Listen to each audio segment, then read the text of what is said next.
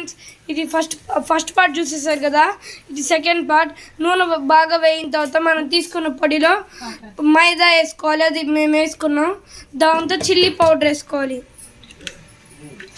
Garlic chilli sauce వేసుకోవాలి. దాని తర్వాత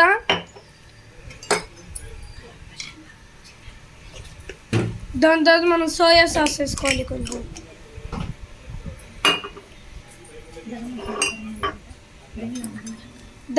దానిలో కొంచెం నీళ్ళు పోసేయాలి.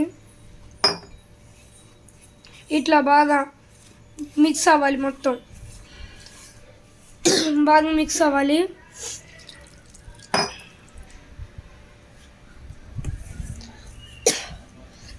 బాగా మిక్స్ అయ్యేదాకా ఇట్లా చేసుకోవచ్చు.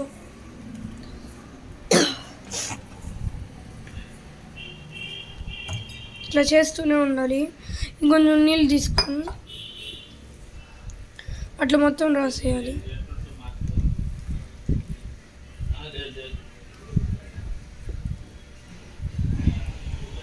కాసేపు వెయిట్ చేయాలి.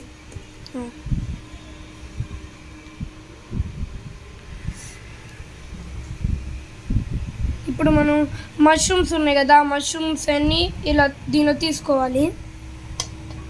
ఈ మొత్తం తీసుకొని ఆ మష్రూమ్స్ అను ఇప్పుడు మనం దాన్ని మిక్స్ చేసుకునేవన్నీ రెండు మిక్స్ చేసేయాలి.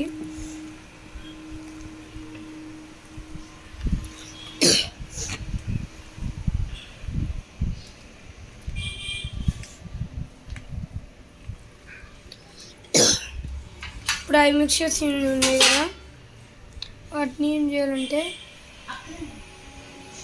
సరే ఓకే ఫ్రెండ్స్, థర్డ్ ప్రాసెస్ కోసం వెయిట్ చేయండి. బాయ్.